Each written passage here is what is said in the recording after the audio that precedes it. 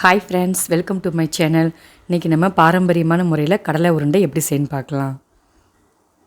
இப்போ நான் வடச்சட்டியில் 1/2 கிலோ கடலைப்பருப்பு எடுத்துருக்கேங்க. பச்சை கடலை, அதை கொஞ்சம் 2 நாள் வெயிலில் காய வச்சு எடுத்துருக்கேன். அதை நல்லா வறுத்துக்கலாம். இந்த மாதிரி வறுத்து வச்சுருக்கேன், ஆறட்டும். இப்போ அரிசி மாவு 1/4 கிலோ எடுத்துருக்கேன். கொஞ்சோண்டு உப்பு சேர்த்து தண்ணி ஊற்றி லைட்டாக பிணைஞ்சிக்கலாம் புட்டை வைக்கிறதுக்கு.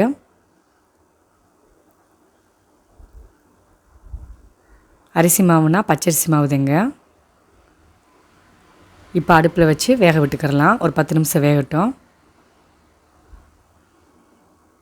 இப்போ வெந்துருச்சு. இதை எடுத்து நம்ம ஆற வச்சுக்கலாம். இப்போ கடலைப்பருப்பு ஆற வச்சு தோல் உரிச்சு எடுத்து வச்சுருக்கேன். இந்த மாதிரி வெல்லம் ஒரு 400 கிராம் எடுத்துக்கிறலாம். இப்போ நம்ம வெல்லத்தையும் கடலைப்பருப்பையும் கொஞ்சம் கொஞ்சமாக சேர்த்து மிக்ஸி ஜாரில் போட்டு ஒரு 2 சுற்று சுற்றிக்கிறலாம். ரொம்ப வலுவலுன்னு அரைக்கக்கூடாது.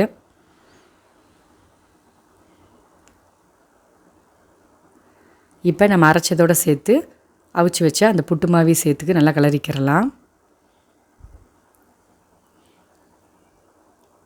நல்லா ஈவனாக வர மாதிரி நல்லா பிசைஞ்சிக்கிட்டு இப்போ நம்ம உருண்டை பிடிக்க ஆரம்பிக்கலாம். பாருங்கள், நான் எண்ணெயே சேர்க்கலை. அந்த உருண்டையிலேருந்து வந்த எண்ணெய் தான் கடலைப்பருப்புனால். இப்போ கடலை உருண்டை ரெடி ஆகிடுச்சுங்க. இந்த உருண்டை மாதிரி தான் முந்தைய காலத்தில் இந்த அளவுக்கு தான் செய்வாங்க.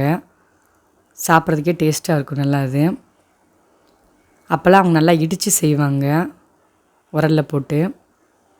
இது இப்போ நம்ம நார்மலாக சாப்பிட்ற மாதிரி செஞ்சுருக்கேன்.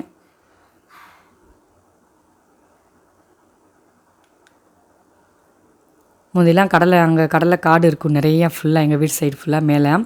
அப்போ சீசன் டைம் வர்றப்பெல்லாம் இந்த மாதிரி கடலை உருண்டை அதிகமாக செஞ்சு வச்சுக்கிடுவாங்க, மொத்தமாக ஸ்டோர் பண்ணி.